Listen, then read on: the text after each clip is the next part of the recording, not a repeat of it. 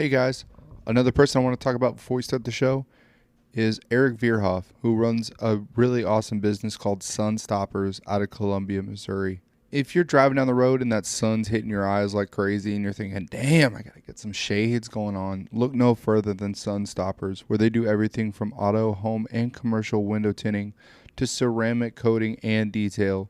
They even offer discounts for military, EMTs, firefighters, nurses, doctors, and teachers. This is awesome that they're out there supporting their community like that. For people that are giving so much, they're giving a whole lot back. Okay, they're located up there in Columbia, 1313 Grand Avenue, Suite B. They're open 8 to 5 Monday through Friday. Okay, Eric, I known him for years. Great dude, easy to work with. Okay, go there for all that tinto or that that tinting needs from auto to home and commercial. All right, thank you guys so much. Hey guys, we're gonna get to the show in just a minute, but for right now, I want to talk to you about one of our sponsors. Sometimes when you're driving on the road, you start hearing that thudding going on. Maybe that oil change light comes on. You think, oh shit, what am I gonna do? That's when you should reach out to Action Automotive. Located in St. Robert, Missouri at 128 April Drive, Action Automotive is your place to go for everything from oil changes to engine and transmission swaps. I know personally the owners, Caitlin and Evan York, who are two wonderful people from my hometown, and they just had their newborn baby. They're open from Monday to Friday, 8 to 5. If you got that oil light on, you're thinking about getting, it's time to switch out that 250,000 mile transmission on that square body you got going on. These are the guys you want to go to, okay? Reach out to them. That's Action Automotive in St. Robert, Missouri, Monday through Friday, 8 to 5. Welcome back, guys, to another episode of Benny and the Guests. With you, as always, me, Ben. I'm joined today by the one, the only, my previous executive officer in a unit here, who I don't even know what the hell he's doing at this point. Give it up for Isaac Koerner. What's going on? Hello. Thanks for having me on. I'm extremely excited. I haven't got to see Isaac in a while. He betrayed us and left, and it's been extremely crazy without him here. But he always provided, I guess, a lot of relief. Not always comedic, but relief within the company. And he was a very good, first lieutenant for us that at least went out and tried to get the job done at all times. Like, always worked for us. We never had to work for him very much, so that was nice. We're just going to talk a little bit about Isaac, where he's been, what his life's been like so far, where he's at now, and then my favorite thing to discuss with him, of course, is the state of affairs in the world, what's going on, and why the reptilians will win the war in taking over the United States at this point. So, Isaac, if you could just tell us a little bit about, where you're from, a little bit about your upbringing, whatever you want to talk about, and your childhood experience like that, and we can go from there. Awesome. Well, yep, name's Isaac. So I'm originally from Baltimore, Maryland. So Baltimore City, Maryland. One of America's fine towns. Grew up there, spent my whole life there. From 1 to 18. Then I took a interesting side note. So I went to Michigan to go into flight school. And so I don't know if I've ever told Ben this, but I originally was Air Force ROTC, wanted to be a pilot, wanted to be all that stuff. So I went to school up in Michigan to fly airplanes. So my first year in Western Michigan University, which is the school I went to, I was flying airplanes and wanted to be in the Air Force. But me and the Air Force had a falling out, but the Army was there to pick me up. So I switched over to Army second year of college, but then I also dropped being a pilot because with the Army, basically the way the Army is when it comes to college and pilots, they're like, we're going to train you anyway. So just graduate on time, which is hard to do as a pilot because it tends to take longer than 4 years. So they Because I said, guess hey, you're going to college as well as taking all the flight lessons and flight time. Is that right? Yeah. yeah. And unlike with normal college and stuff, and with flight, a lot of it's dependent on weather. which is like what? So like a lot of times pilots. So like for example, when I was in school, I went to school with probably 10 or 15 people in Army RTC who were in the flight program, and all but one of them actually graduated with that as their major. He was a Jeez. National Guard guy, so it was easy for him because he was National Guard in Michigan. Yeah. So it was like, oh well, they were more than happy to let him train, What but is that? everyone What is else that a dropped degree out. in though? Is it aeronautics or what?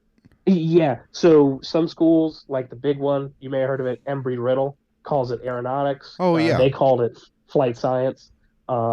But yeah, so that would be the degree. So you get a flight science, a bachelor's of science. Um, so that would have been my original degree, but I switched that up to get out and stuff. So I ended up being a political science major. So when I talk about the other stuff later in the screen, this the not the stream, the podcast, you'll hear people be like, "Oh yeah, this is the average poli sci major." It's like, no, that's me. Um, but no, we did that, and that was the other side note on college is that and I don't think I told you this, do you, Ben? Is that in college. To be a pilot, you basically have to become you have to minor in meteorology. And I basically, that was my minor in college. I ended up doing you know, basic stuff when I got out. Like you had to do basic courses and stuff for it. And Yeah. so they were basically like, if I'd have stayed with flight science, I took all these courses for meteorology. So like two useless degrees, like political science and a diet meteorologist. Oh my so, God. whenever people are like people with useless degrees, I'm like, oh, it is I. But no, Studying law, um, law and rain. Jesus. How was but how was the ROTC experience there? oh, I know most officers don't say this. I love my RTC, and I mean this from the bottom of my heart. The battalion I was with in RTC was the most competent battalion I ever served in. Oh wow. And that's no joke. Yeah. Oh, I can vouch for you on Everyone that. else, Yeah. That's awesome. everyone after it was a shit show. Yeah. Yeah. Sorry, I didn't know if we can cuss on this one. No, you Sorry. can cuss it. You can say Um, whatever you want. That's okay. that's crazy because like a lot of people they say they hated it or they were the Kool-Aid or whatever, but I know it knew well enough to know that when you say that it probably wasn't that bad then, or at least they were smooth enough, to where it wasn't a shit show. Yeah, no, I think I was blessed. So, shout out to Western Michigan University. WMU is a real working class school. So, like, everyone who was, even the RTC people, everyone had a job. Everyone was just busting their butts to get through college, to get into the army. And so, like, we did what we needed to do. We did it well. And then like we just had fun at college. Like no one was obsessed with like being like annoying or like pissing people off and all the stuff you hear about with like politics and stuff. It's like no, everyone was just concerned with like having time, like getting stuff done, and it really created a environment where everyone just worked hard, and you didn't have to crack the whip on your own people. Like you just said, hey, this needs to get done, and it always got done. And that was something I know this is crazy, but it's like I felt like that was the exception with my army career. And I'm somewhat biased. I definitely spent some would say too much time in chemical units, but like it was like I'd always find it weird. It's like you had to like it people, wouldn't just do what needed to be done. You had to like goad them and like prod them and like get them just to do their job. And to me, that was always just weird. And I never had that problem at ROTC. And I know it's not the army, but everyone was just self motivated and to do what needed to be done and nothing more. It's not like everyone was a try hard, Y- but everyone was just motivated to take care of each other. And that I was definitely an exception moving forward as an officer. It's like it was a lot of, and you guys will know about this, a lot more knives out kind of stuff as you progress through officer class. well, yeah, and I think a overarching theme of the army throughout its years, like for the last 100 years, is reactive, not proactive. Like Correct. everything is just, oh, we gotta fix it. We gotta fix it now. Yep. And it's like And it's it's and it's already always it's yeah, already fucked. So you kind of yeah. you can't break it another way. Yeah, and I won't jump ahead, But me and you both experienced all the time. It was and issues we saw coming that until they were catastrophic, they also wouldn't get solved. Oh That's another yeah, thing that's like yeah. we is that I've heard this said in politics is that the crisis is the solution. It's like that's not a good way to run anything, and that was so That's a much of what we dealt with. narcissistic way to look at it. Yes, it's like the crisis is the solution. It's like no, no, Uh, we can solve it now. So sorry to get on that no, tangent, you're but yeah, good. You're no, good. See, I it's already love happening. Western, and that's oh sorry, I was gonna say that that's when I fell in love with Michigan too. So I had zero. I always talked about Michigan to you and to the audience. It's like when I was at the unit with Ben, I always talked about how great Michigan was. College is when I fell in love with Michigan. Actually, I was engaged up in Michigan, so like that's when I fell in love with Michigan. So like that's where I was totally disconnected, had no correlation with Michigan before. Went, spent 4 years there, absolutely fell in love with the state, fell in love with the people. And so working my way back there. So Was yeah. it just like the smaller feel of it and the wilderness and all that stuff, or was it? Yeah, I love the combination of you had the urban, working class people outside Detroit, those were the people I hung out with. Those were some of the girls I dated. The stereotypical like auto worker, works in a Ford plant. Like I said, some of the people, the family of like one of the girls I dated worked at like Mopar. So like that was like the stereotypical like urban side where they were hardworking, but they were also just incredibly friendly, like loyal to a fault.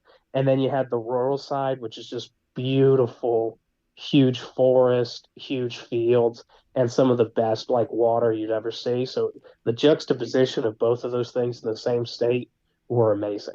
Yeah, And so I love that. And the people to a T. And I've been with the Army, I've traveled a good chunk of the country and I've been to other countries. I will say Michiganders are by far the friendliest people I've ever met as a state.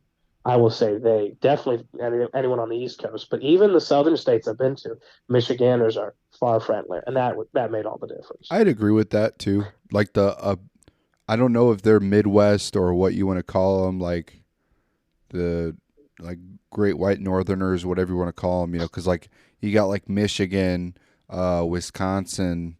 Um, I don't even know what the hell's Idaho, I guess. But then like even like Indiana, parts of that and stuff. Those people have like a real humbleness to them. Some of the people I worked with and stuff, and like they're just nice, I guess. Like Yep, they're always nice first, as opposed to being an asshole first, which yep, is and few that and was, far I mean, I between. grew up. Yeah, like I said, I grew up in Baltimore. So I grew up in the shadow of DC. So like everyone who works in DC thinks, they are Jesus Christ incarnate. So like the difference between that DC attitude and like coming to Michigan is like night and day. So Yeah. it's such yeah, it's so much better too. You spent all 4 years that you graduated in 4 years with your degree. Yeah, I Okay. spent all four at Michigan at WMU. And then where did you go straight from there? Like right after there, where you did you go to Yeah, Korea? so I was an interesting case. So I did one of these things where um I was uh I was an LT and I got sent to what's called cadet summer training.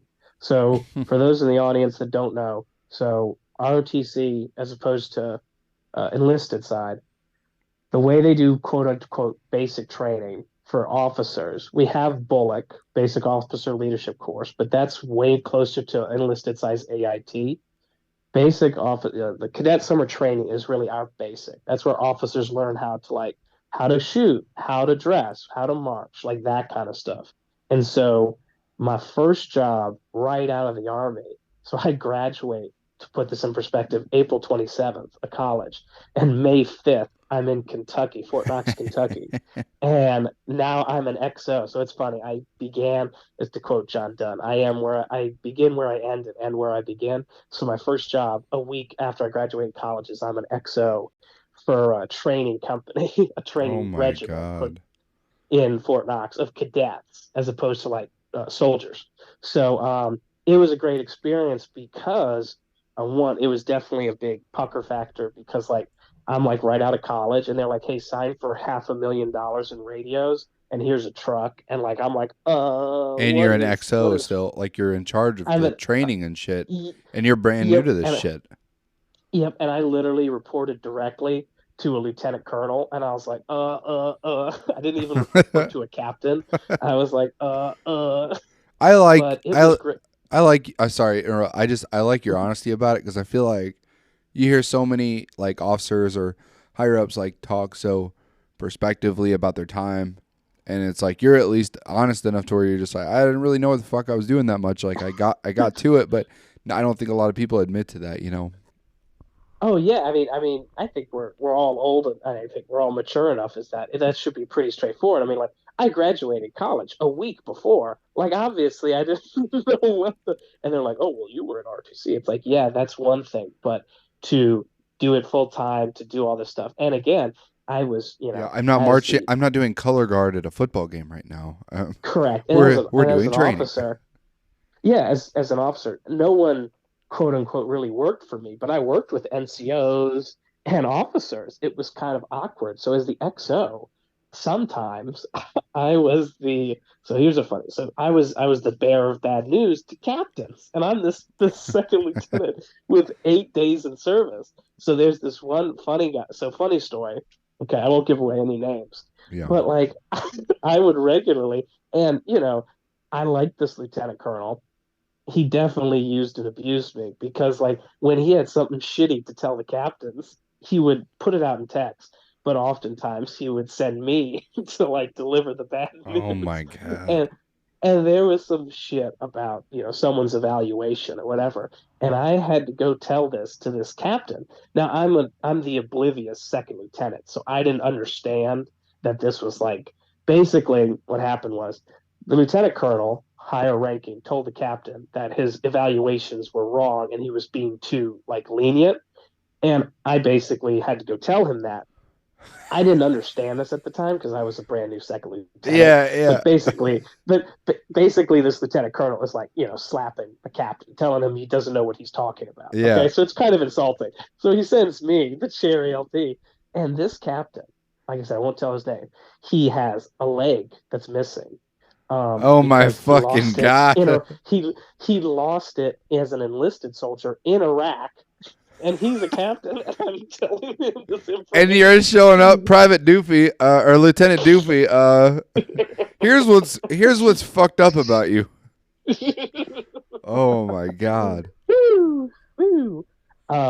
So I was very blessed to have that experience, and I will warn this though. So anyway, I loved that job. I got my lieutenant colonel. He beat a lot of shit out of me. Sorry, again, beat a lot of It's stuff out of okay. me before I got to Bullock. So I did way better at Bullock. I was in great shape at Bullock, where I kind of worked off my college, flub. So it was a really great experience. But I will say this is the one caveat, and that I think this is something that there's future leaders, who have people.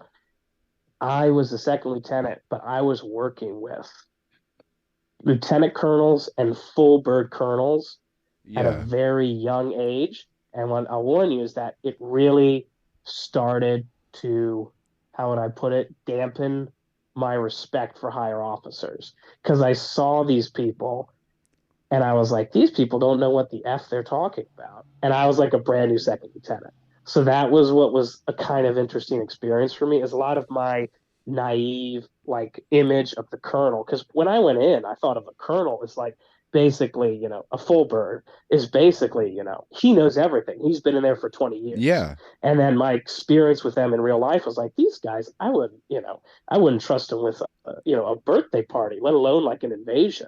So It's like, the behind the curtain of Oz, you know. You look and you're like, correct. "Oh, this ain't shit." Like what the it's not every one of them. A lot of them like are very I won't say like every officer's like that, but there are a lot sergeant, sergeant majors, master sergeants too, but like those higher ups that you see with time in and experience and you think they should have their shit together or knowledge, it's not there. Like you're just like, "How the fuck did you make it here?" Yep. And I think it is important, to no offense, to keep, I was incredibly junior, is to keep that level of separation, because it definitely, and then what happened with both me and you at the base we were at, um, is that we met the colonels, the generals, and then it really became apparent, like, oh my gosh, what is going? Like these are our leaders, and that's when that was part of I would you call it the black pilling or what really disinterested me my last year in the army was like, oh my gosh, if these people are who's in charge, like what is going on? And so like that whole process, that kind of darker side kind of started at Fort Knox where I saw a little too much, like perfectly like you said, behind the curtain, like too early. And so that was definitely something that like I was reminded of later on. Yeah, I think exactly that to where we're at, where I'm at now, which you saw as well. That's the two sided part of yours because at the end you saw how the sausage was made basically on the enlisted side and officer side, Yep. and then you're like, what the fuck is going on? And like, this can't be it. And then it is, and you're like, Yeah. you have to accept that, and then you're being told you're wrong, So then it's very disheartening at that point. Yeah. Um, So, but no, it started at the beginning. But yeah, sorry. yeah, I don't want to stay too angry. Like I don't want to. I just don't want us to end up. We'll go down a whole thing of like this, and this is why. No, So you ended up doing Knox first. How long were you at Yep. Knox for? So I was there for 3 months, and then Yeah, I that went that. straight to Bullock. Okay, So yeah. that was what was also weird is I showed up and I was already an XO, and I showed up to Bullock with a bunch of other second lieutenants who like hadn't done anything Hadn't done yet. shit. Yeah, And so yeah, that yeah.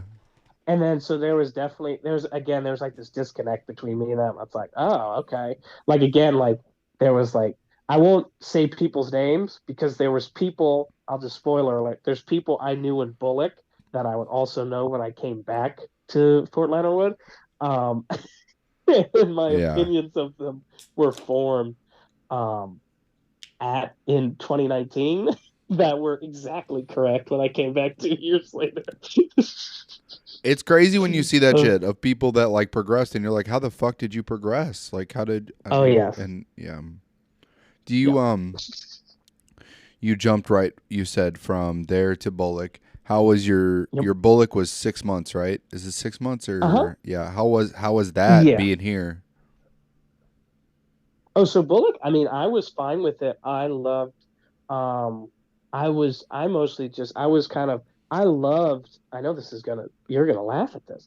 I loved Fort Leonard Wood as a kind of a place to explore. So like the Oh yeah, officers yeah. have way more abilities to like travel around. So what I would do is I would go for a drive on my weekends. I would drive the perimeter, not inside base, but the road that rings Fort Leonard Wood, Yeah. and it's absolutely beautiful. And I loved that part of the country. So I explored Springfield and St. Louis and stuff. That's when I had my first experiences with St. Louis.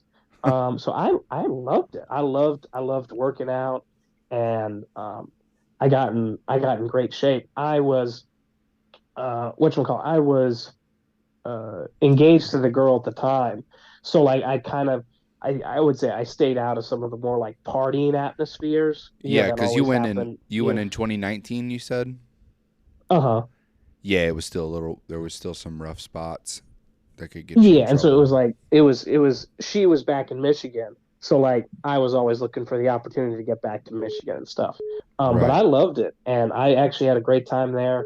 Um I not to offend the audience. I definitely fell that's when I fell out of love with chem because I don't know if I mentioned this. So back when I was in the RTC, um so you know how you guys have uh, order of merit list. Yeah. So in RTC, you do the same thing, except it's just of um, percentage of you compared to all other cadets in a cross reference. I don't want to get too much into it of officer of basically your GPA, physical fitness score, and how you did it at CST, that thing we mentioned earlier. Yeah. And when I was in RTC, I had put in full throttle for military intelligence, and I got what's called distinguished military graduate, which basically just meant I was the top 10% of the country. And so, like, when I was in RTC, they were like, oh, Oh yeah, you wow. get DMG, you get your first choice branch. So I was like, sweet. So and then I got DMG, and then they're like, yeah, we're sending you to camp. God And I damn it. was like, God I damn was like, it. I was like, get wrecked. Yeah. I wasn't too discouraged because I could have gone MI in 4 years because it was a branch Oh, it's detail. a branch. I When I forgot. Yeah. went and did Bullock, that's when I was like, ugh, this is chem. And Yeah. that's when I kind of fell out. I fell out of love with it. Um, but I was stupid. I went to Bullock and then I signed up for Lima 3. Um, so I ended up doing Lima 3 in Oh man. January in 2019. I did not pass, so I'm a Lima 3 dropout. Oh, okay. But What got you, um, if you don't mind me asking? the ropes and the whatchamacallit, but not just the ropes. The knots I was fine on. It's the The patient packaging stuff? casualty patient packaging. Yeah, Yep, yeah. It's that's what got me. tricky. It's hard. Yeah, W- so that's what did me in. But I'm happy for all the knots knowledge. But Yeah. it was stupid. I should have gone, and I chose. I know you guys are gonna laugh at this. I chose Lima 3 over going to Ranger School, and that was the biggest regret of my Army career. Is I would have it would have been better if I just went and failed Ranger School than if I had gone to Lima 3. So Yeah, I mean I, that's tough. That's it sounds cool when you're young and new to it cuz it's to your, especially to your branch or whatever that you're on. It sounds cool cuz you're like, "Oh, I'll use this and get a good unit." But yeah, the Yeah. Ranger Oh, think and long you'll term. laugh at this. Yeah, I did Lima 3 even though I failed, and Yeah. then they immediately sent me to Korea to be in charge of a striker unit. It's like God damn do. it. Once again making no sense. I'm going to take a quick break. I want to jump right back into your time over in Korea that you spent over there. Gotcha. Okay? All Uh-huh. right, bye.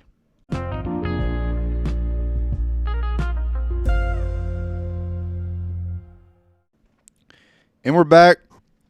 Sorry about that break for a second. Isaac was just going into basically his time going from freaking Bullock with the whole mess with Lima 3 and then jumping right over to Korea to be in a striker platoon. For Yep. those that don't know, striker is just like if you really want to, it looks like a tank. It's technically a carrier with like stuff on it. There's like Seaburn types of it, which is what we do, but it's for the common man. It would be like a I don't know how you describe it. It's a personnel carrier, really. Yeah, yeah. Yeah, you'd say call it an APC, armored I personnel mean, yeah, carrier. it's a Because that's what the base striker is for the infantry. It's just put troops in yeah, it's a it's long just a, Bradley. yep. Um, so how Yeah. was no? You go to Korea. How was that? Like, I mean, Yes. most people So I don't we think of Korea and and we're like, so "Bleh," but most people don't really know about it. well, I had a unique experience. So I showed up to Korea in March 2020. So I know it seems like forever ago, but that was when the COVID stuff kicked off. And I'm not making this up. I was the second to last plane into Oh Korea before they Jesus! shut down all flights. So it was hilarious because I landed in Korea and I came in, they put you up in, temporary lodging, which is basically just a barracks room until you can go to your unit. I show up, and you're really, for those who have gone to Korea and stuff, you're really foggy and hazy after your flight because it you change a whole bunch of time zones. You fly for like 16 hours. You're all out of sorts, and you're really confused. So like, I go to bed. I'm like, okay, like let's just make it till tomorrow morning. So I wake up, and so we go down to the front desk, for in processing, and we get on the bus and we go in, and basically they're like, yeah, so it's a COVID pandemic. We have no idea what's going to happen, and the base is probably going to get shut down. So yeah, just stay in the temporary barracks, and because your units don't want you, because they're still dealing with how to deal with COVID, and yeah. So I'm not making this up. For a literal month, I wandered around Camp Humphrey, South Korea, where I couldn't leave base, but my unit wouldn't accept me, and I had nowhere to go. So I literally just wandered the base on foot because I had no car either, and I Yeah. just took the bus and just explored the base. It was hilarious. It was like it was a month um, before, and then my unit finally let me show up, and then they're like, and that was like the first week of April. So I met my commander, I met my team, and then they're like, okay, COVID was on base, um, so now you're confined to quarters for a month. Um, You were so free to roam funny. anywhere but here. Now you're going to stay only here. Yep, it was like first I was just exploring, and then the next month I was locked in. So funny, hilarious COVID story. Okay, so if anyone was in Korea at the time, you'll remember this. So this was so army. So this was in late March. Okay, so basically all the restrictions were off base in Korea itself, but not on base. Okay. Yeah. So that was not until April when they actually locked us down on base as well. They confined us to quarters. Oh, okay. So the day we got the orders to that, hey, you're confined to quarters, I was driving I had gotten a car by then, a beat up, piece of garbage Yeah, a Korean little car. beater. Yeah. Um, I was driving back to the my now SLQs, the barracks, Hmm. and I drove by the commissary and the full bird colonel who's in charge of the garrison. So in Korea, you had each brigade commander, but you also had a colonel who was just in charge of the garrison itself. Yeah, So yeah. he wasn't, the Eighth Army in charge. He was just in charge of the Yeah, garrison. I yeah, the kid you, post. Yeah. yep, I kid you not. The garrison commander standing with MPs, and he's got his hands up and he's trying to push back this crowd of dependas trying to storm the commissary to get all the food before lockdown. And I was like, oh my God, where am I? How did I get here? It's absolutely hilarious. And the face of his face is pure terror. Like he was standing down a horde of zombies, and it was just these dependents that were about to tear through the commissary, so there'd be no food, or more likely, no toilet paper left for anyone else on the base. Yeah, Um, remember when so, toilet paper just that was like a real mhm. issue for a while. Jeez. But yeah, um that was March and April. I get to my unit, and I actually start doing stuff for basically 3 months. We basically play patty cake because we can't go off base, and the strikers, because they were basically considered, that's not classified. The strikers shot the 50 cal, so we had no ranges.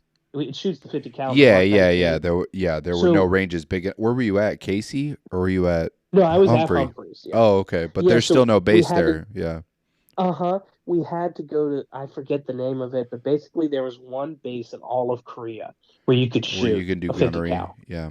Yep. And so we had to wait for that, and the we couldn't take the trucks off base because even one of them, without having to basically do like this full, like basically plan a full operation just to take it off base. And so what we did was we would train on base because Camp Humphreys is actually a pretty big base. And so we would do stuff. We did practice gunnery, we did digital gunnery, but we also did sampling because that's another important mission of that MBCRV. So we used it on base, but because we couldn't do those big training events, we were kind of in a holding pattern, and our company commander, like, we couldn't really do anything for like 3 or 4 months. And then when it looked like we were going to do it, we got the rail assets and all that stuff to actually go. Yongsan, I think, was the name of the real base. To go up to Yongsan, they said, scratch that. You're in charge of COVID barracks. So basically, Oh in man. September of 2020, I took over a quarantine barracks with my platoon, but I had my platoon augmented with Katusas or Korean augmentees to the United States Army, so Korean soldiers. Yeah. So they joined us. So then I got a beefed up platoon of like now like 20, 24 people. And as hard as it is to believe, we worked as the officer, me and the platoon sergeant, we were on call every day. Now we worked in, so our guys had 2 days off a week, but it was a 24/7 facility, so everyone had to be working. But so basically we would work it so that me and him would have like a day off each. Um and then but one of us was always there at one time. Um, and so like we basically, we were working a ton of hours. And that was actually, sorry there, stuffy nose. That was actually my like best time in Korea because I had the world's best platoon sergeant. My platoon was just a bunch of awesome guys. And that was the only real time, not that I didn't have fun at Port Leonard Wood, wink, wink, nod, nod, but like that was the only time where I felt I truly had the kind of that camaraderie come back like I did at RTC because I mean I had great soldiers before when I was in the first few months when we were getting to know each other, but we didn't have a mission. We just kind of like had to kind of wait and see what every week would come. So we couldn't really plan. But now we had a mission, we had a goal, and my platoon was great. I love those guys. I'm still in touch with a good chunk of them. I officiated the marriage of one of them. So just a great time. I had great discussions and time with the Katusas, learned a lot about Korea. Um, and even though it would be arguably I was the hardest working, like worst, like most miserable time in terms of work, the people I was with made it all the better. And so I loved that time as hard of work as it was. That's a big thing in the army too. Like, because I've had that myself, where like it may be shitty somewhere, but like as long as you have like a solid group that works well together, it makes it. I'm not talking about my time here either. I'm not talking about that. But other times, if you have a good group, it makes it so much easier to get It, through everything. yeah, and I would say, Ben, that, with the alteration of two people, wink, wink, nod, nod, I think we would have had heaven on earth, even as hard as the work was. If you would have just had two people removed and switched out with more competent people in our company, it would have made everything so much better. That's it. We just needed two people to get changed out. And I think the time at Fort Leonard Wood would have been so much better because we could have, if we would have balanced it better and we could have organized it better, it would have been such because we had a great crew. I know there were differences and stuff, but we did have a great crew at Fort Leonard Wood. But um, certain leadership made it not so much. Yeah, I think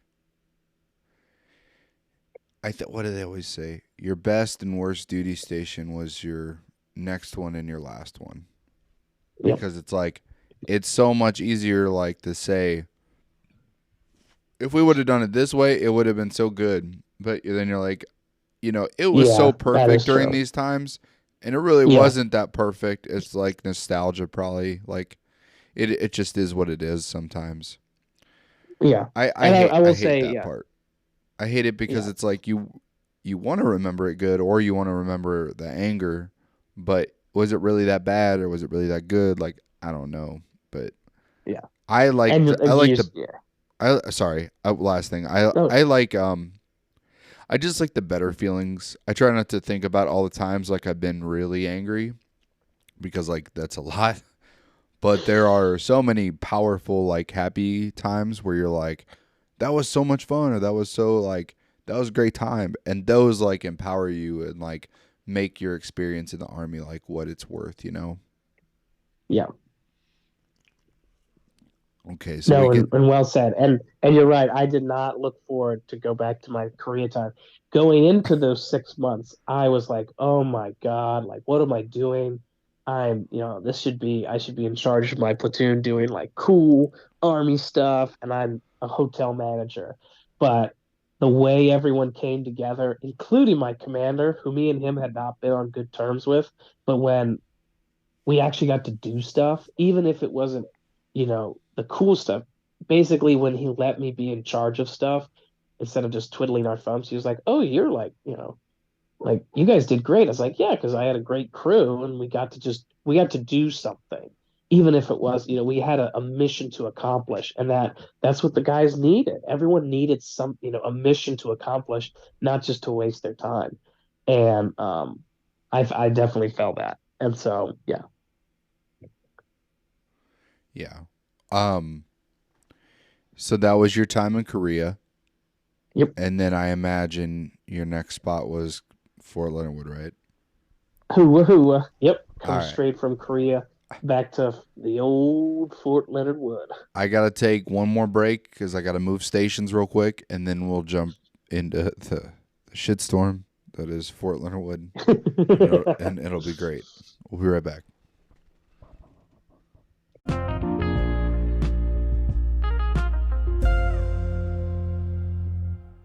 Hey guys, while we're on this break, I want to reach out. I know around this time of year, it's getting cold. We got the holidays coming up, Halloween, Thanksgiving. You know what I get? It's hungry. I get those home style foods going on. And what better way to crave that than Lakes Homestead Goods? Okay, it's actually ran by my wife, Danielle, runs it off her Facebook page, or you can reach out at 417-365-4993. She makes everything from homemade bread, whether it's cinnamon raisin and white bread, to butter, homemade butter, cookies, any type of thing you can think of. She's even working on other stuff right now. Reach out. She is the one to set you up with homemade products that are good and good for you. Thanks, guys. We're back again, I think. Yeah, we're good. um, Isaac was just telling us how basically he left the beautiful Republic of Korea and headed down to beautiful Fort Leonard Wood, Missouri, to be stationed as a XO for a wonderful training company for Seaburn AIT, the Bravo company of 84th Camp Battalion. Yep. And that's where I met Isaac. Tell us On without a as wi- on a without writing Mein Kampf, tell us uh, your tale experience. for this time frame of your life. Yeah, I mean, we don't want to go too far into his side of things, but my struggle really does some would be the perfect subtitle for this entire period of life. So no, so I showed up April 2021 and got into the unit. So again, we won't give out names, but I had a different commander, and I forget. Were you here with the old? Because you've had I got multiple commanders. I got here right. As she was She leaving. she was leaving. I like she was Okay. mine for like 2 3 months, and then Yes. she Okay. left. Oh, because then we were exactly the same, but I think you were just because you had way more stuff to do with the drills. I like didn't interact with you as much until basically the first 2 or 3 months were over. Right. Um, yeah, but with her, so I showed up, and actually, as hard to believe as it is, um, besides the initial gut punch of having to wake up every day at 4 a.m., Yeah, it's a rough um, one. the unit the unit actually wasn't that bad. The workload was a bit like the first class, as certain drills will tell you that I like the first class I had to plan was a nightmare because I messed up a whole bunch of stuff, obviously. Yeah, it was Um, pretty rough. So you had to wake up and stuff and do all that. What did you think of your time overall there? Because we had so many different. Me and you both dealt with adversity there, and like just kind of the thing I was talking about, where you see how it's made, and you're like, "Well, this is wrong. We should fix it." And people are like, "No, it's fine. yep, Everything's fine." And you start yeah, going. You feel like you're taking crazy pills, right? Or is that that's how I uh, feel? yep. And so there's very rare in life. There's very rarely moments that perfectly are like perfect segues from like what was and what is to come. So I don't know if I ever told you this story. but I'm going to tell you this because it perfectly defined like what was like I said, the first 3 months were actually pretty good. Once I found out after those initial goofs, I learned how to run classes. I learned how stuff worked, and I was actually getting good. So in August, I went up to go visit my then fiance back up in Michigan. Okay, we have a Yeah. great romantic weekend. You get at before we go to, of all places, a Tim Dillon show. We get in we get in a catastrophic argument. Okay. Big argument. She storms out. Uh we then I have to go home a separate car. Come back. We have another argument at the house. The relationship that lasted 6 years, boom, ended. So I drive my not so happy behind back from Detroit, Michigan, all the way back um, to Fort Leonard Wood after 6 years. Thought I was going to marry this girl. After that has just ended, I drive 12 hours, get home at midnight, sleep for 4 hours. I wake up and have to go to PT. And that day, this is not a joke, Ben. That is the day I met our good friend, the commander, Oh. and that is the Oh. day I started layouts. And if God could not have created a better Yeah. Holy shit. like yes, that was my first day with him. That's It's rough. so hard for me to not say his name because Right. like No, it fits I got you. perfectly. No, it's rough though. That's a Um, rough. that was the first day with Oh him, and man. it encapsulates the next 18 Yeah. months. Oh my God. um, that was hilarious. Um, but yeah, no. So the first months were great, and then with him, one, I was in a very not happy place, um, while I was in, um, I like didn't know after that that stuff happened. happened. I didn't know that happened to you like right Oh, then. really? No, I knew it happened. You Oh, told me that yeah. story. I thought that happened in like I guess I didn't know because I thought it was like some different time because you were still doing your job as much as you could and I was like you never seemed like you were going through shit. So I was like, "Oh, that's crazy." Oh, yeah. No, I mean, I kept it to myself just because, yeah, just because like you guys were working so hard. I definitely did not want to be like, I'm the officer. I'm upset. Yeah, but you're So I doing definitely hit it. that's a Yeah. thing in the And army though where it's like you see everyone around you working hard and you think you're not working as hard, so you're like, "I don't want to bother them with my problems." That's like a yeah, universal issue. no, and yeah, no, and I made a purposeful attempt, um, because you guys were working so hard, because you guys were a tough group. So I don't want to be, until I got to know you guys better. I didn't want to be, how do I say, airing out my laundry, so to speak. Yeah. And so I was like, I don't want to be that way, in front of these guys. But no, I was that fall of 21, I was miserable. Because it was just like, wow, like, thought I was gonna get married, thought we were gonna move to, Michigan and all this stuff, and it's just like boom. And so Yeah. was not happy. And so I think and then 2022, I did the stuff in the beginning. Um, the other thing I put my effort in was trying to go psyops, didn't pass that. And so, like, basically, like, and this is when me and you really got closer, is because it was that last kind of year together. It's like, um, you guys were just really great because basically, when I got back from psyops, I found that the commander was gone, the first sergeant was gone, and that I had showed up to a unit, you know, I had showed up to the unit and I was the only leader in charge. And I was like, how Oh is this yeah. unit not in charge of anyone? Yeah. And I basically showed up after PSYOP and I just had to take over. I became acting, That commander, commander yeah. and XO for like 2 months. Yeah. Um, but that's when I fell in love with you guys. I mean, I was already really close with you guys because you were a great group. But I think those last 6 months is when, like, I would say you. and the other drills I was really close with, we just became like, because you guys really took care of me.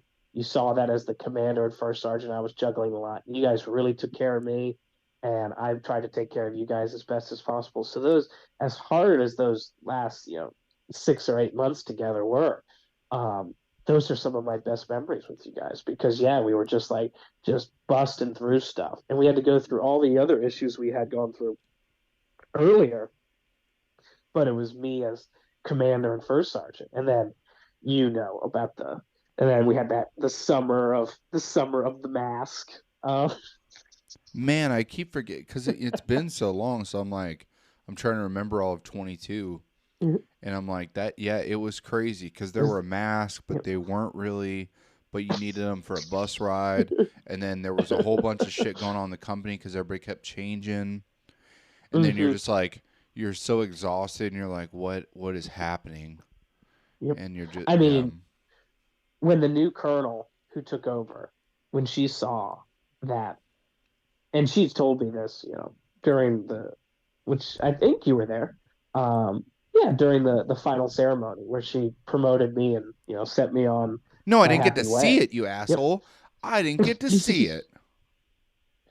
Well, they kept you from it. It was just a low key ceremony. Yeah. Um, but yeah, no, she was just like, yeah. As soon as you left, I realized that this man was the only one running the company, and it was like, yep. It was like that was Yeah. very vindicating. Well, But that's I mean, a testament to you, you know. well, it was true that I was running the company, but the truth is, we had absolutely a great team. And so the real story, you can read through the lines, is that even though I had to come in and take over in April, the truth of the matter is you guys were still functioning with absolutely no one in charge, which was, it shows you that the old battalion commander was also not a great guy because he let a company be completely leadership, like like completely free of leadership, and thought that was appropriate. And so it just goes to show you that one, the new BC we got was great, but also goes to show you how good you guys were, and it was a really good team. And I know you guys, had your differences, and there were definitely people who were really pulling the sled and people who were not pulling the sled. I Um, I heard a quote from is a quote, but the you remember the hazmat instructor, the dude? Remember that dude? oh, The the dude. dude, Yeah, the dude. yes, So he used to yes, tell me, he goes, Tradoc just brings out the absolute worst and best in people. So he's like, if you're yep, like, if you're great, or you're solid or you're mediocre, whatever, it's just it's just tenfold. It's tenfold shown in Tradoc, and I think that's yep, like really true because you see all the hardworking, the emotions, the grind, all that shit, or the shitbaggery, the mm-hmm, dereliction of duty, like any of that shit is like it's gone, like yep. so it shows. I get that too, And 100%. and I forgot to say this, and I don't know if they're watching, but they need to get credit if they are. My two uh, operations NCOs. Again, we won't say names, but you Q know who and you Nance, are. yeah, Q. You could say them, Q and Nance. They were solid. QAnon. Yeah. Yeah, I thought you were gonna say QAnon. QAnon, and Nancy Kerrigan. Yeah, yeah, Those are my they're two. good. No, they were my favorite ops Um, guys for sure. Um, oh my gosh. Nance is And still there. Q, Nance is leaving, and Q is in Korea right now. yep, I'm still in contact with him, with Nancy and Q. Yeah, Q is just harder because he's in Korea, but I will just say those guys never get the credit. And let's be fair, like Q is yeah. Q's a stud. truly Q was a a stud. next level. Yeah. He was awkward as fuck, but he did his job very well. Yep. And he was like, when I mean, in all my army experience, the definition of unsung hero. I mean, Yeah, yeah, I yeah, yeah. That's great. That's a no good no yeah, no one did more no and recognition. asked for less recognition than Yeah, Q. The definition of an unsung hero. 100%. We could do a whole Yep. episode about the things that went on at that company while we were there. Like it's just, Yep. I remember I was just telling the story to someone because they brought Chick-fil-A into work, and I was like, My old XO, not you, the one before, he bought $500 worth of gift cards, and he gave us a grid cord, and he's like, I buried them here. Go find them. And he left. And we went out and dug, and we never found them. So some private is going to be digging a foxhole during training someday and find $500 worth of Oh. Chick-fil-A gift cards. And then at drill sergeant's going to take them. But it's still like insane to think that they're out there, like just in the training ground. Like, Yeah, and like there's so many, we used to talk about you could write a memoir for every day of something that goes on there. But no, yeah. overarching though, do you think it helped you in the long run, or do you think it just kind of put the nail in the coffin for your career? Um, the the time at Fort Leonard Wood, That's what I mean. Yeah. yeah, it really. So this is going to be crass. I would say, yeah, it probably killed my motivation. And I didn't tell you this. This goes to my previous story about getting upset about that relationship failing in Korea. So we had to select, um, your next base. So I had wanted other bases and stuff. And so I got in a fight with Branch. And basically, spoiler alert, the reason I was back at Fort Leonard Wood is it was the closest base I could get back to Detroit. So that was the other thing is that originally I had not wanted to Man. come to Fort Leonard Wood, but I was like, hey, I want to start this life with her. And so I was okay with it. So I would say the combination of stuff with her and the combination of um, the experience, like I said, it after my time at the company, I just lost all faith Yeah. in the leadership of officers, above me in every way. And it was just every single time. I mean, I did, like I said, we had a great battalion commander come in at the end, and she really revived a lot of my faith in a lot of these institutions, in correction, in her, and that good officers can still exist, but like the overarching, seeing the corruption um, in terms of the relationships, between private individuals and military officers, and seeing how people, prioritized checking boxes and bureaucracy as opposed to training soldiers. It was all just really disheartening and concerning. And eventually it got to the point, at the end, I was like, you know, we're not setting these soldiers up Yeah. for I success. remember at And the it, end and you were pretty this, you were pretty yeah, fucking dog tired of it. You were getting pissed off more than we were yeah, tired, but because we were exhausted. And you were like, "That no, this is fucked." And it's yeah, and this goes back to, um, and like I said, you guys, this was not to bash your training and the work you put on the trainees, but I was looking, and I told you this multiple times while we were there. It's like we're not training these soldiers to go fight a war. And I said this. It's like we're not setting these soldiers up to be able to survive, and that's wrong. yeah. And what we're doing here, I said it multiple times. Like what we're doing here is wrong. And I hated the saying, and you heard this. Oh, they'll learn that at their unit. It's like no, we are training and doctrine command. This is our job. Like we need to train them. That's our job. And the obsession with stuff that didn't matter, um, and it got in the way of real good hard training was just so disheartening. I would say, to get a long way back and to answer questions, like no, unfortunately, as much as I love you guys, um, for that experience totally, you know, put the nail in the coffin of my current army experience. And Yeah. no offense, my experience with the reserves has not been outstanding either. No, I get it. I'm um, I'm literally I have 2 years and like 4 months, 5 months left on my contract, and I'm seriously I'm like, why would I not just get out at this point? And I have a whole thing about, the Army pushes so hard for exceptionalism and getting ahead of your peers and all this stuff. And I'm like, well, why wouldn't I just get ahead of my peers outside of this and make more money and have more quality of life than just trying to Yep. suffer and do well for you all? That's a whole nother thing. But Yeah. I agree with you 100% of what you're talking about. It just is extremely disheartening and it's hard. Do you do you regret it? Do you regret your time in the army? Because No, spoiler alert, this he got out while he was at Fort Leonard Wood, joined the reserves, I guess. But do you regret any of your time or? no, and this is why I paused, is because thank God I joined the army.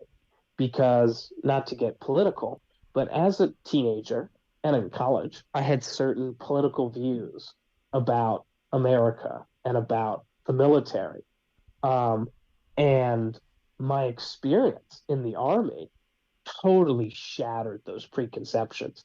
And I found out how utterly, like, completely not based in reality they were, and how naive they were. And if I had never been in the army, and I've always been interested in politics and government, and I look at this as long term. I love my country. I absolutely love. I want to be a part of this country, and I want to see it do great. I see it as an opportunity that my time in the army opened my eyes to how to be a better leader and what this country really needs, and how what is being talked about in the news and what's being talked about it is not it's not the situation. um and and that was I'm so happy I did that my time in the army. And I joke about it, but it's true. As an officer, when World War III kicks off, I'll get dragged back in anyway, so I know this story isn't over anyway. But um it opened my eyes to how many of my preconceived notions of the invincibility of the U.S. Army, and how everything, everyone at every level is basically, perfect. Like, it was a naive viewpoint, but this is pervasive in our society. And that's not to say that we should hate the Army. No, nothing like it. But what it means is that people, because I certainly had this view, and I was a big history buff. So I wasn't just the lay citizen who didn't have any interest in the military. I was a historian. I studied the U.S. history. I studied military history. So I knew the history of the U.S., and I had a very overwhelmingly, oh, the U.S. military is perfect. Everything is right. Da, da, da, da, da. And coming to the military, I was shocked with the levels of nepotism and corruption and incompetence. And it's just slipped by my head. But yeah, no, like, that I'm very thankful, because the army opened my eyes to a lot of things. And it made me, find out what was really there. And that made me, um, let's just say, I'm a lot less, uh, now as an adult or an older adult. It's like, yeah, I understand the human costs of conflicts a lot better. I understand, um, that war isn't, it doesn't fit in neat little parameters and stuff, with in terms of, like, and I like I said, I'm not a combat vet, but just seeing, you know, people and how they interact. It's not just a video game, like, plus minus equals, whatever. It's complex and has complex relationships, and that the people who are trying to sell you a cookie cutter, example of the world are lying to you. And that I would never have believed that unless I had my experience in the army. Yeah, I. That's a good sum up of it. Do you So you're out now. You've been out since what? May. Not a year. No, you're in reserves, but I mean active duty. You've been out for So yeah, so since May, because I did May. that internship program. Yeah, Yep. yeah, yeah. So May. So So what have you been uh doing on that? Like what's the thing so far then? so I won't go into any details, but I did a stint for getting into the private sector. But and this is, because I do basically, I don't know. I don't think I'd share this with you yet, Ben. Oh But yeah, basically, I tried my stint in the private sector, and I could not get motivated yeah. um, for a lot of the stuff. And so I'm coming back to Uncle Sam, but in a different department. Wink, wink, nod, I nod. think I heard about that Um, part. I think I heard what you're doing, and yeah, that's good. I think that's where you yeah, belong. because To I want really to serve my corrupt the country. system from the inside, you know. Yeah. But no, I really love my country, and I just realized like I can't sit in an office just doing. I can't get motivated about gutters. Um, Yeah. and so I was like, I have to go back, and so I'm not going back to the army, at this time again, except with World War III. But I am coming back to the deep state, and that's basically what these last 6 months have been. That process. Good. So yeah. Good. Do you so we went over your life. I want to go down some stuff that has happened in the world. This is our thing, right? We like to dive down those holes. What I don't know where to start. I'll start in the most recent. I'll start in the most recent because I just love talking to you about this stuff. The freaking Trump getting not allowed to be on the ballot for Mhm. Colorado. I think did Maine do it, or a couple states are doing it I now. yeah, I had just heard no. Yeah, I heard there's a thing to it though. What's your thoughts on it? Oh, I mean, like in my opinion, you can't ban um the main opposition party member from being on your ballots, um, just because you don't like them. And if you go into the details of the actual case of how they banned him, is um, they just made a basically the Secretary of State, the Chief Judicial Officer, just made a decision, basically just prima facie, just we think he's an insurrectionist, and so But they it's not even originally a. put. It's he's not even convicted, right? So it's like, Correct. He's not convicted of that crime. yeah, So from a purely legalist, this stuff's going to get thrown out by the Supreme Court that's because what I guess heard. what? It's already If being appealed. It's already being yeah, appealed by people, and if and if sorry, I'm sorry, I was just going to say if you go down this road, the country implodes. And here's what I'll hint to your audience. Gavin Newsom, very popular on the Democrat side of the political spectrum. Um, he told California, "You're not going to remove uh, Donald Trump from the ballot." Now, California is has a lot more electoral college votes than Maine, and yeah, Newsom is widely considered to be the next man in line of the Democratic Party. Um, that's so fucked if though. I don't Newsom is like saying that. that, yeah, yeah, it's like America needs to be more like California. I mean, hey, Yeah. um, but no, but on that case, yeah, no, I think it's gonna fall flat. That's not gonna be the case, um, because let's just be frank. I mean, you can't run a country like this. No, Um, you're you know, also setting a. I heard this today. You're setting a precedent if that goes through. So when it swings back to Republicans, they could just do the same thing to Democrats again, yeah, and then they're gonna yeah, go in an uproar, and then it becomes this yeah, like it goes back and forth, back and forth. It's such a a mockery of the system at this point that you're just like, what yeah, what the fuck? and this is decisions made by people who are insulated from the effects Who's making that of their decision though? Who decisions. the fuck is Yeah. making that decision? Apparently the Secretary of State of Maine. So if there's any Maine residents out here, you can go, ask for her resignation. But because guess what? Because she'll face no consequences. No. Um, No, because and so nobody gives a everyone fuck about the Secretary of State of Maine state until correct. right this moment. And it's going to Correct. go away, and then they're going to keep their office, Yep. and no one's going to give a shit. Yeah. Yep.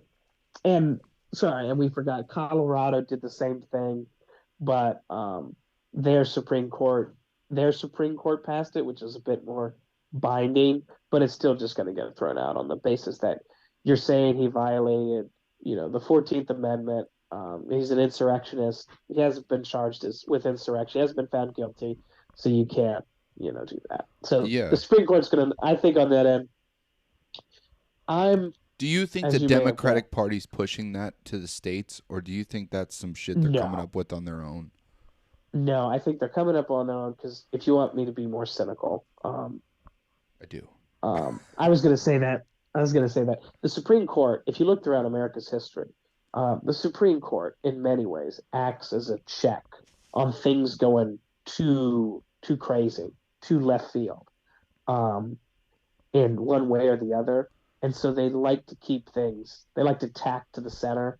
And I know people say, like, they just, ended abortion, they ended Roe v. Wade. Yeah, they ended Roe v. Wade. But then if you look, more states allow. So basically, what happened was the overwhelming majority of states then went on to unban abortion where they had previously basically banned it. So Yeah. basically the end result was more abortions. Mm-hmm. And so it's like on paper, they were helping the pro-life crowd. But the result was more states. Was Here's a great pro-choice. example. Yeah. Michigan, correct. And so this is what you have to be, this is what the media feeds on is people to just feel that gut reaction. Oh, giving it to the pro-choice people. But you have to ask yourself, what was the result? Let's use Michigan, an example I know well, is that Michigan had one of those laws from 1932 that when they overturned Roe, that law went into effect. That law was a total abortion ban. And so it was voted down in a referendum, which meant that all the Michigan restrictions on abortion were destroyed. And then Michigan, under the governor, went and passed new laws which expanded abortion. So this is what I try to get at with the stuff with the Supreme Court is like the reason the Supreme Court isn't is the reason the Supreme Court is going to um, push away these cases from Colorado or Maine is because the Supreme Court has a vested interest in the United States continuing to function and not devolving into civil war. And that's why, like, people get too wrapped up in legal arguments and all this stuff. It's like, no, no, no, no, no. The Supreme Court exists to perpetuate the United States of America. And if we go about banning our political opponents because we don't like them, that's not the recipe for a country that continues to exist. And so the Supreme Court is just going to smack this stuff down and they'll make up whatever ruling they make up to justify it. But at the end of the day, they're going to make sure that the system continues to go. And if people stop believing in the system, then the system risks collapse. And they won't, that's what they are there to help ensure it doesn't happen. Yeah. I think you threw a lot of fancy words at me. No, I think on a grand scale, it's just they they sprinkle the news with what the big part is, and then they leave out Mm-hmm. the little details, and then everyone's left up to get enraged where they're not finding out. Yep. Okay, either it doesn't matter or they're doing something about it. Like, so don't freak out, or like this is what it is. Deal with it. Like either way, though, Yep. you got to really Yep. do a little more research than watching Fox News for like 5 minutes and seeing the headlines and then just being pissed off for 5 days. Um, Yep. I got like five more things I want to ask you because I know we're stripped on time. I got to take a pee Okay. break real quick and I'll call you right back. Okay. Promise. Gotcha. All right.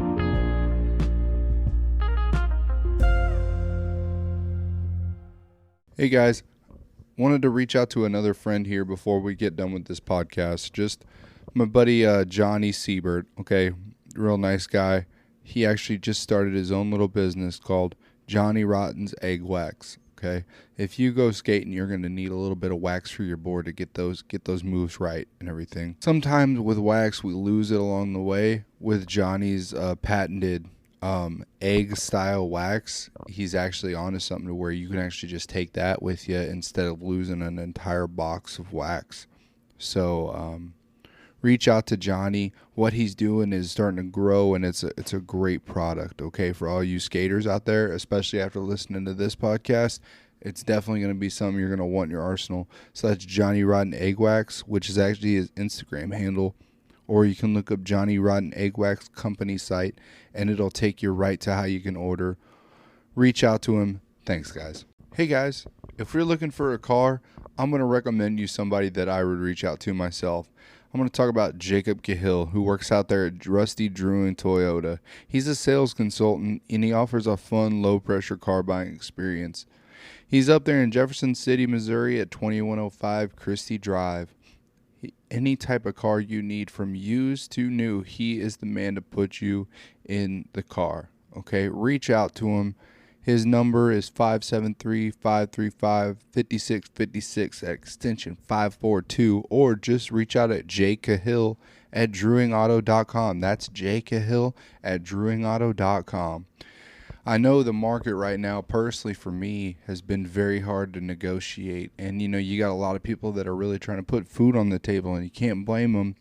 But trust Jacob when he tells you he's trying to put you in the best car possible that you can afford. Thanks, guys. Okay, last one, guys. Jump right into it. Isaac, what was the other one I want to? Oh, the freaking. Because I know we both Catholic school, dealt with this kind of stuff, know a little bit, somewhat, and then I read a couple books about it. I just wanted to know Hamas or Das. That doesn't make any sense, but do you what do you think about this Israel thing? Oh, I mean the so like the total event is it's like used like what's because I don't know what's happened recently is interesting. So I don't know if people have been following it. There were terrorist attacks in Iran that were carried out by quotation marks ISIS is what they're claiming. I'd be very skeptical about that. Um, ISIS. but ISIS is jumping into Israel right now. yeah, Okay. no, what I'm saying, yeah, it's. I'll encourage people to look up the relationship between um, Israel and ISIS Yeah. um, on their own. But I will just say that the idea that ISIS all of a sudden decided to kill like 100 Iranians and injure 200 during the funeral for Soleimani, who was a guy who was killed Yeah. by Yeah. U.S. drone strike back in 2020. Um, Highly suspect, and I would encourage people to look up that relationship between ISIS and Israel, and I would encourage people to delve it out on their own. I am highly suspect of that. As you Don't know, my opinion on a lot of I stuff. want I want to jump in. I just wanted to point out my own thing. I don't know if you feel about this. I wanted your thoughts on it because I read this book about it's called Brotherhood of Warriors. It's a guy from California. He was a Jew from Alberta or something, or Toronto. His family moved down there when in the 60s or 70s. He joined. He was like, I want to do something exciting. I'm gonna join the Israel Defense Force, and I want to do their special forces, which I can't remember which branch which there's like different special forces they have like ours, Hmm. but the one he joined was they specifically dressed up. They would play dress up and go into Gaza Strip, West Bank, wherever and capture Hamas terrorists or Hamas and Fatah, and bring them back to Israel. Very not ethically solid for U.S., but for them, it's that's allowed, But Yeah. you hear about the history in this book of what happened, really, the history of the war in the last 200 years, basically, between the Israelis and the Muslims, but more importantly, basically, I think it's the 50s or 60s when the assassinations kind of began, and when the attacks happened, and when there really became a giant argument between Israel and or if you really want to go down a different rabbit hole, you can watch Don't Mess with the Zohan, and that explains the conflict pretty fairly. Like it actually explains it Yes, somewhat, but Adam Sandler is the preeminent opinion on the state of Israel. yes. And He, as of course, he's the writer of the most famous song, "Put on Your Yarmulke." It is yeah, time for Hanukkah, an SNL he's the standard. Jew du jour. He's the soup No, or yeah, the no Jew comment. du jour. Anyway, no, I just think it's interesting that there's this conflict for hundreds of years. They've had fighting, assassinations, all this stuff, and then all of a sudden we're just blindsided by, oh, they did this one attack that was terrible. Um, that's what's happening now, and like everyone draw. I stand with Palestine, which I find really odd that everybody jumped to Palestine, but I mean, I don't really either way. They both do fucked up shit, but I was Yeah, like, yeah, and this is what this is what I encourage people to look into. the This war's is the not with same thing. Palestine. The war's not with Yeah, fucking Palestine. yeah, and this is what I encourage people is like this is what again going to media goes into. This is a fundamental, this is an ethnic conflict where there's two groups of different ethnicities that despise each other. And we learned this in conflicts like Yugoslavia, okay, back in the 90s, is that what happens is there's huge atrocities on both sides, and it's usually with the weapons that they have at hand. And so there's comments about what happened on October 7th. Atrocities, no one's denying that those weren't atrocious acts. Yes, There's comments about the huge civilian casualties in terms of proportionally, 20,000 atrocities people wouldn't complain about on either side. Okay, instead of saying one atrocity is good and the other atrocity is bad, let's acknowledge what we're dealing with is an ethnic conflict where there's going to be atrocities on both sides. let's also And like acknowledge what that it's their conflict, that correct, we correct, have no skin in the game. There's no reason for us to give correct. money. There's no reason for us to go over there. We are Yep, on both fronts, but there's yep. like we shouldn't be.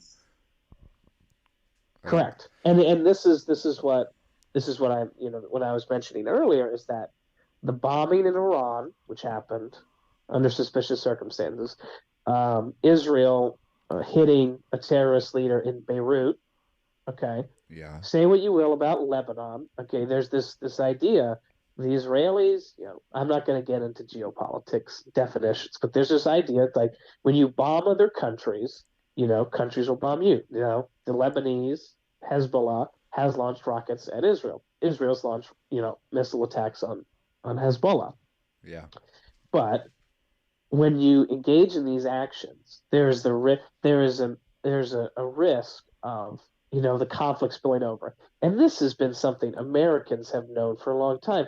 This is a big reason why under the presidency of Obama there was such pushback against Israel because there was a feeling that Israel was going to strike Iran in a first strike, very similar to if you guys know any history, Osirak, where they struck the Iraqi nuclear generator in 1982. That the Israelis were going to strike Iran and damage their nuclear program, and that would then they would then call the U.S. to destroy Iran in its with their large military, and the U.S. would finish the job basically. And there's been a lot of pushback on that, and that's what a lot of Americans are starting to see is that many Americans supported operations in Gaza because of the actions on October the 7th, and rightly so.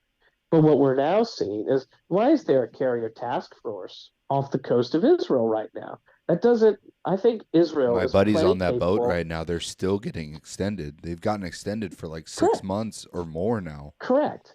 And the question is, Israel is more than capable. If the only thing the Israelis are going to do is attack the Gaza Strip, I think the Israelis are more than capable of Yes. attacking the Gaza Strip. Yes. But It's the it's fact that fucking we California attacking Rhode Rhode Island Island, like it's correct, it's nothing. I don't get why it's correct, such a big fucking deal. Like because it's not because because Ukraine they and Russia are yes, slowing down, and how did we yes, send that much money over there And Yes. Trump is you see the deflection, man. I can't like right now. It's a ping pong game of like, well, it's here, and then it's here, and then it's here. Yep. Like Yep. Well, because you know, um it's there's this idea, okay, let's go back to the OG, Sun Tzu. yeah, When you are weak, appear strong, and when you are strong, appear weak. hmm So there's this idea, and I think many people who are in the military would actually agree with, is that the US military is by far the most powerful military on the planet.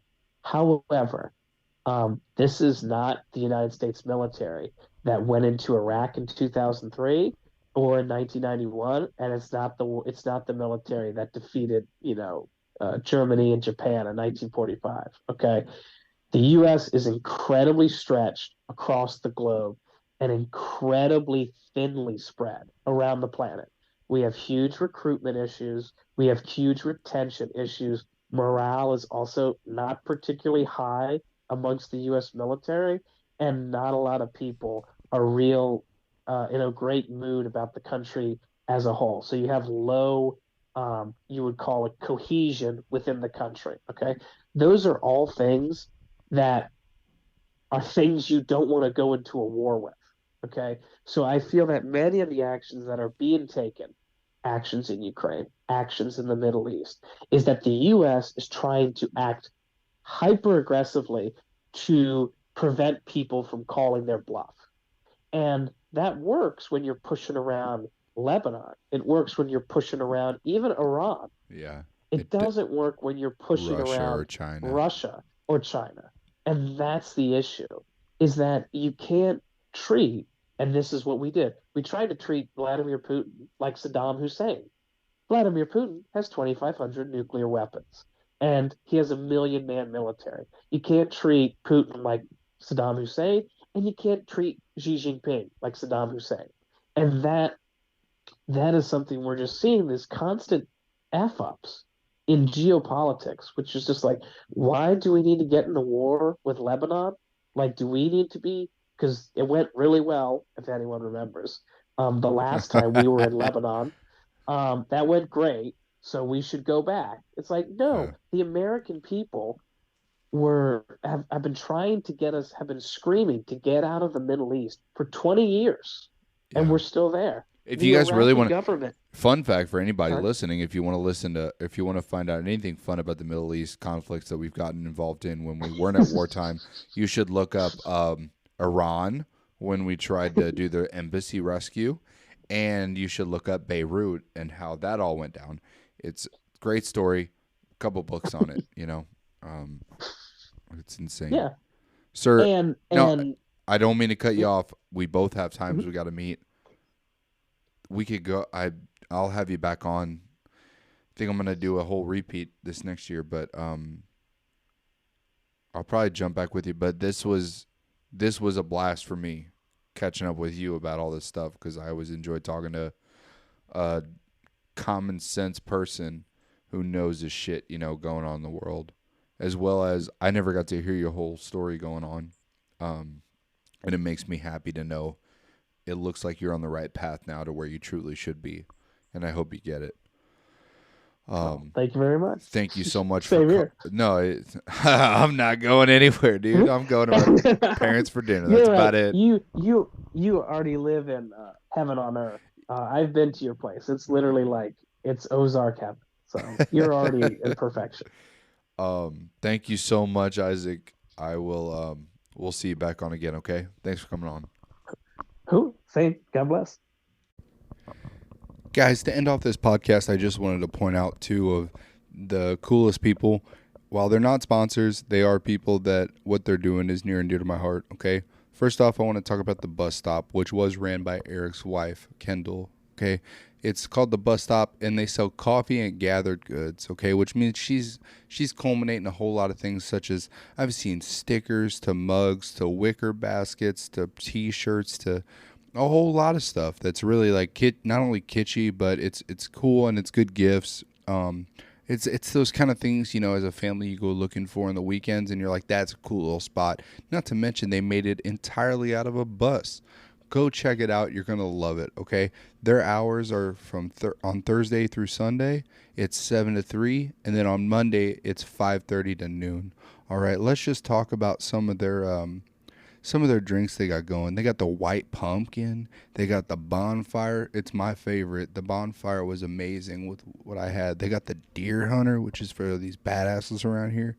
They got caramel apple, the nutty squirrel, the whipped vanilla chai, and a sweet leaf, as well as just regular drip coffee, which they are excellent at, and other espressos and frappes, which everybody's going to love. A whole lot of options. Get out there, get you some good coffee, try it out, okay? The next one I want to talk about is Fifth Element Tattoo. Okay, this is what, while we didn't dive into it this episode with Eric, this is his baby that he's been running actually for a couple years now. So the experience they have there, by not only by him, but one of the people he taught, Jenna, and then their new person, Jennifer. Okay, all their pieces, if you look on the Facebook, they are amazing. Okay, I can't wait to go get one myself there. Hopefully, it is by appointment only. Okay, so if you go on their Facebook, you can literally see the link. It books right with them. It works right off a schedule. Reach out to them, get you something going. It's not that bad. All right. But these people are actually injecting a new economy into Marys County, which I think is outstanding. Okay. Thank you guys for your support and take care.